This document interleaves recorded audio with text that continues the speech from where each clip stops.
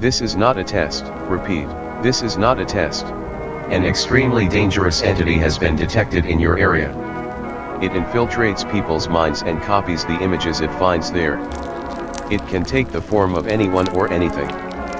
Stay alert and be careful.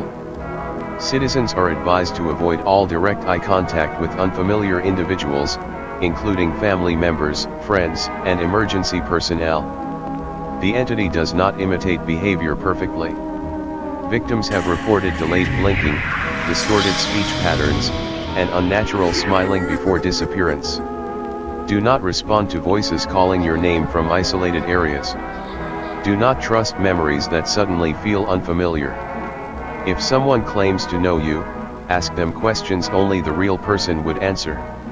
If they repeat your words back to you, leave immediately. Authorities confirm the entity spreads through recognition. The longer you look at it, the more accurately it can become you. Lock all doors. Cover reflective surfaces. Remain indoors.